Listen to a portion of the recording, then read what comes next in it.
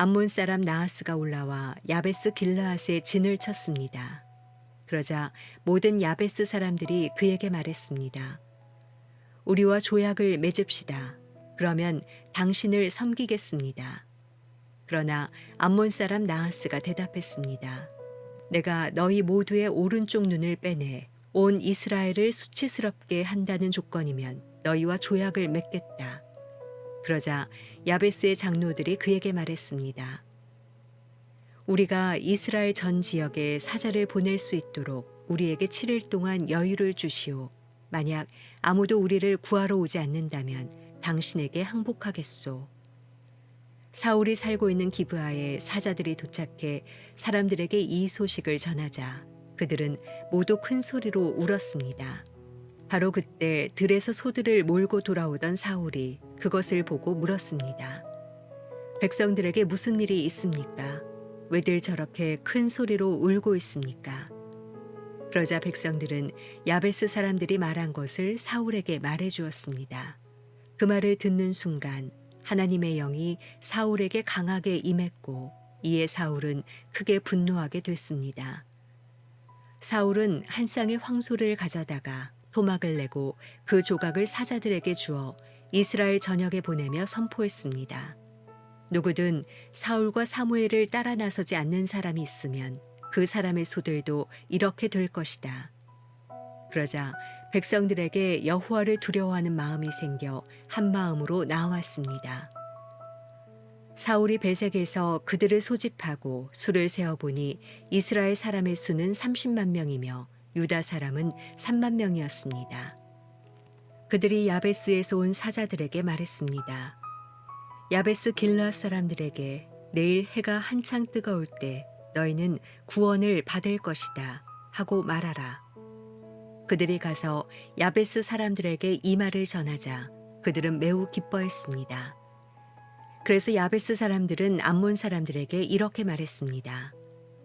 내일 우리가 당신들에게 항복할 것이니 그때는 당신들 하고 싶은 대로 우리에게 행하시오. 다음 날 새벽 사울은 백성들을 세 분대로 나눠 암몬 사람들의 진영으로 쳐들어가 해가 가장 뜨거워질 때까지 그들을 쳐서 죽였습니다.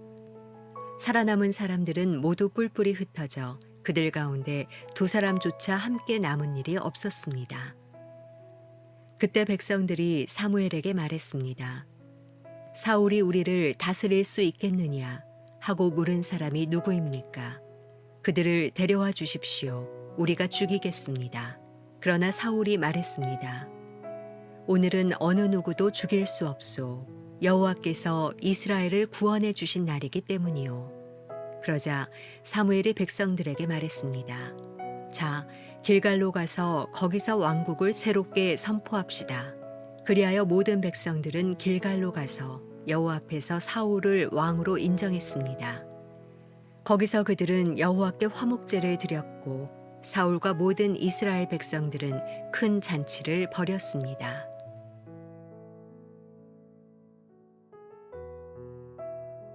화요일 아침 하나님 말씀을 함께 나누겠습니다. 오늘 함께 나눌 말씀은 사무엘상 11장의 말씀입니다. 하나님의 역사를 통해서 사울은 이스라엘의 왕으로 세워졌습니다. 그리고 오늘 이제 사울을 중심으로 한 첫 사건이 일어납니다. 암몬 사람들이 야베스 사람들에게 쳐들어온 것입니다. 그리고 그들에게 불평등한 조약을 맺고자 요청합니다. 그들의 수치를 원했고 그들을 점령하고자 무리한 부탁을 하는 것이죠. 이에 야베스 사람들은 온 이스라엘 진영에 사자를 보내어서 자신들을 도와줄 것을 요청하게 됩니다. 이 소식을 들은 사울이 그들을 돕고자 그의 마음속에 있는 분노를 표출하게 되지요. 이때 하나님께서는 강한 영으로 사울에게 임하셔서 사울을 통하여 이 야베스 사람들을 도와줄 것을 하나님께서 말씀하시고 또한 사울을 통해 역사하십니다. 그리고 이내 많은 이스라엘 백성들이 야베스로 진격하여서 암몬 사람들을 물리치게 됩니다. 오늘 내용의 줄거리는 대략 이렇습니다. 사울이 겪는 첫 사건이지요. 결과는 승리입니다. 사울이 하나님의 영으로 인하여 이 놀라운 일들을 기꺼이 감당하게 된 것입니다. 그런데 오늘 12절 말씀을 한번 주목해 보면 좋겠습니다. 승리를 한 뒤에 백성들이 사무엘에게 말했습니다. 사울이 우리를 다스릴 수 있겠느냐 하고 물은 사람이 누구냐고 말입니다. 그리고 그들을 데려와 주라고 이야기합니다. 그 이유가 그들을 죽이고자 함이었습니다. 백성들의 마음이 참 악합니다. 사울이 이 일을 감당해낸 것이 사울의 능력이라고 바라보는 사람들의 관점이 참 어리석은 것 같습니다. 이스라엘은 하나님의 역사, 하나님의 인도하심이 정말 세밀하고 또 순간순간 경험되어진 정말 특별한 민족 아닙니까? 무엇보다 하나님께서 그들을 구원하셔서 날마다 그들을 입히시고 먹이셨는데도 불구하고 무엇보다 하나님께서 그들의 요청대로 사울을 세우셨음에도 불구하고 이스라엘 백성들은 하나님을 바라보기보다 인간인 사울의 능력을 더 찬양하고 더 높입니다. 그래서 사람으로서는 하지 말아야 할 일들을 하게 됩니다. 사울에 대해서 반감을 가지고 있고 부정적인 시각을 갖고 있는 사람들의 목숨을 빼앗고자 했습니다. 우리가 신앙생활을 할 때도 이처럼 세상적인 것들 혹은 인간적인 것들이 하나님 자리를 대신할 때가 있습니다. 그리고 그것을 우리가 더 의지하고 믿고 따를 때가 있습니다.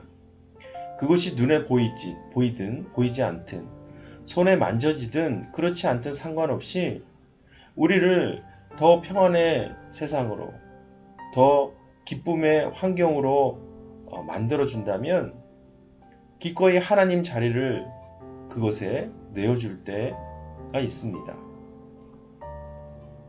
그리고 이내 우리의 마음속에서는 이 이스라엘 백성들과 같이 하나님을 찬양하고 인정했던 우리의 마음을 차갑게 내동댕이 쳐버릴 때도 있습니다. 우리의 삶의 우상이 무엇입니까?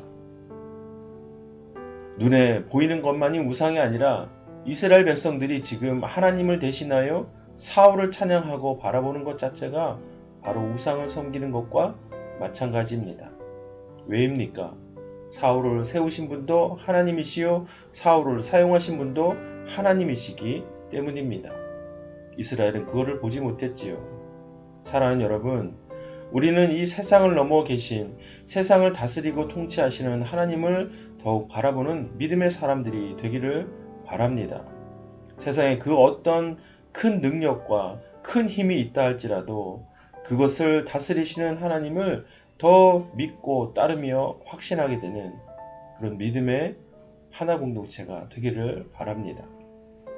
오늘 하루도 그러한 믿음으로 함께 살아갑시다. 이 시간 각자에게 주시는 말씀을 묵상하고 함께 오늘 하루를 의탁하며 기도하겠습니다.